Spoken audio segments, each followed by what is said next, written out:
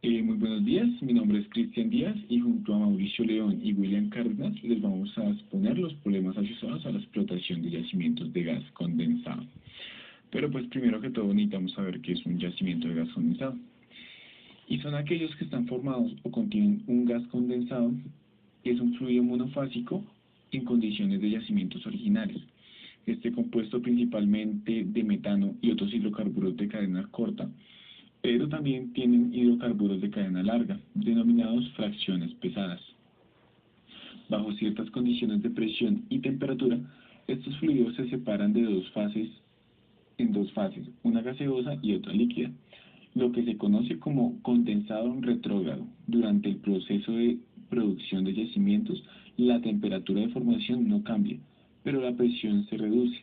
Las mayores caídas de presión tienen un lugar cerca de los pozos productores. Cuando la presión de un yacimiento de gas condensado se reduce hasta cierto punto de rocío, una parte de fracciones pesadas se va separando de la solución. La fase gaseosa muestra una fuerte disminución de las fracciones pesadas.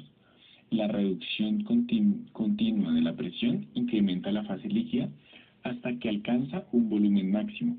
Luego este volumen se reduce. Este comportamiento se puede mostrar en un diagrama de PVT o diagrama de fases.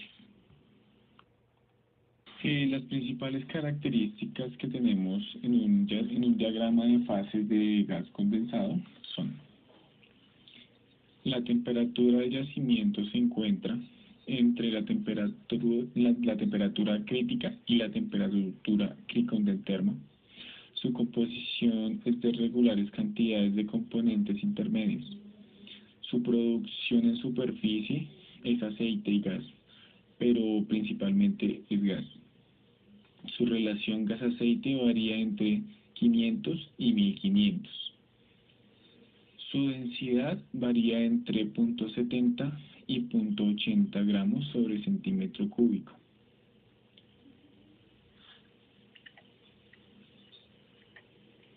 Esta gráfica nos muestra el comportamiento monofásico fuera de la región bifásica, que está limitada por líneas correspondientes al punto de burbujeo y al punto de rocío. Todas las líneas de saturación convergen en el punto crítico. Los números indican la saturación de la fase de vapor. En un yacimiento de gas condensado, la condición inicial de yacimiento se encuentra en el área monofásica, a la derecha del punto crítico.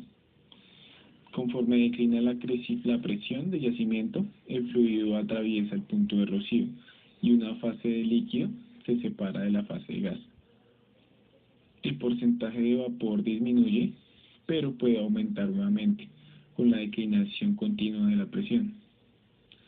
La cricondenterma es la temperatura máxima a la cual pueden coexistir ambas fases. Cabe mencionar que los separadores de superficie habitualmente operan en condiciones de baja presión y baja temperatura.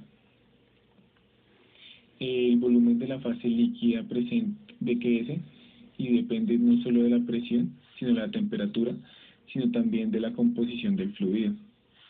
Un gas seco tiene insuficientes componentes pesados como para generar líquidos en el yacimiento, aunque se produzca una gran cantidad de caída de presión. Un gas condensado pobre genera un volumen muy pequeño de la fase líquida, aproximadamente 100 barriles por cada millón de pies cúbicos. Y un gas condensado rico va a generar un valor un poco más grande, lo que vendrían siendo 150 barriles por cada millón de pies cúbicos.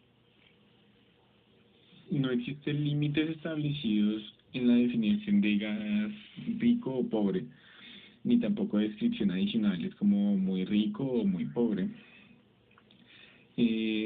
Por esto, estas cifras deben tomarse únicamente como medidores de rango. Acumulación de líquido en la acumulación de agua, bien sea proveniente de la que se produce conjuntamente con el gas o por condensación de hidrocarburos, afecta negativamente la producción de gas. ya que el gas no tiene la suficiente energía para desplazar las moléculas de agua a la superficie. Estas se van acumulando progresivamente en el fondo y así la presión que ejerce el agua de manera adicional a la formación disminuye la capacidad de producir dicho yacimiento. El cálculo de gradientes de presión en el pozo de gas y condensado cuando la velocidad del flujo están en el orden o son inferiores a la crítica, cobra una gran importancia en yacimientos maduros, donde la irrupción de agua de los pozos es un factor preponderante en la declinación del caudal y del cierre de pozos. Un cálculo ajustado de estos gradientes de presión y de la curva de outflow en pozos en estas condiciones tiene gran incidencia en los pronósticos de producción y en la determinación de la presión de abandono de cada pozo, por lo que cobra una gran importancia económica en la evaluación de proyectos de desarrollo. Bueno, en esta figura se observa un gráfico típico de análisis nodal, donde se aprecia claramente la incidencia del cálculo del gradiente de presión en la predicción del comportamiento futuro del pozo. La curva IPR roja representa las condiciones actuales del pozo. Las dos curvas de outflow cortan esta IPR en el mismo punto, por lo que predicen el mismo caudal actual del pozo. Pero a caudales menores, esas curvas presentan valores muy distintos. Esto implica que si se utiliza una curva de outflow amarilla, se convertirá la presión de abandono en la presión estática correspondiente a la IPR punteada, amarilla. Mientras que si se usa la curva magenta, esta presión de abandono será la presión estática correspondiente a la curva roja punteada. Esta diferencia en la presión de abandono implica una diferencia de la producción acumulada de gas que se pronostica para este pozo. Y por tanto debemos aplicar métodos artificiales para ayudar al gas a levantar el líquido, los cuales tenemos tres, que uno es el levantamiento artificial con agua, otro es el bombeo mecánico y otro es fluir el pozo a la atmósfera. El primero se inyecta gas de manera alterna a la tubería de producción para administrar la mayor energía y así levantar la columna de líquido. Mientras que las condiciones para instalar en el segundo mecanismo sean favorables, se instala una bomba dentro de la columna de líquido y ella misma se encarga de levantar el líquido. Y en la tercera se aumenta la tasa de flujo y se levanta el líquido desde el fondo. Esa es la de fluir el pozo a la atmósfera.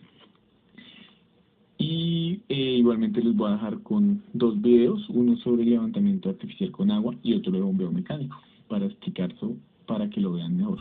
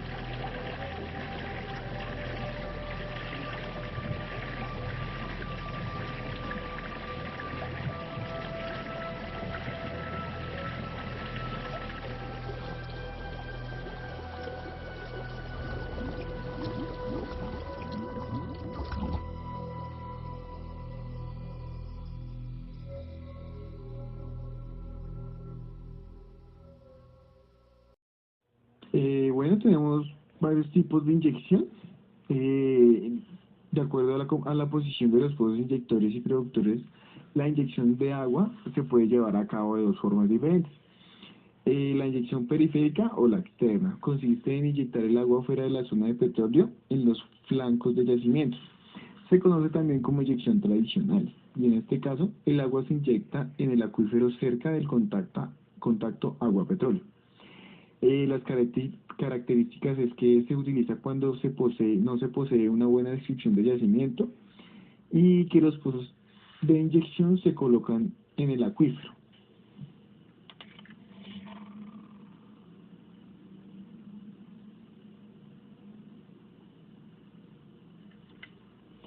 Las ventajas, que se utilizan pocos pozos, no se requiere perforación, no se requiere buena descripción del yacimiento para iniciar el proceso de invasión de agua, y rinde un recobro alto de petróleo con un mínimo de producción de agua. Desventajas tenemos un poco más, que es una porción de agua inyectada no se utiliza para desplazar el petróleo, no es posible lograr un seguimiento detallado del frente de invasión. En algunos yacimientos no es capaz de mantener la presión de la parte central del mismo y es necesario hacer una inyección de arreglos y una parte de yacimientos. También el proceso de invasión y desplazamiento es lento y por lo tanto la recuperación de la inversión es a largo plazo. Y puede fallar por no existir una buena comunicación entre la periferia y el centro del yacimiento.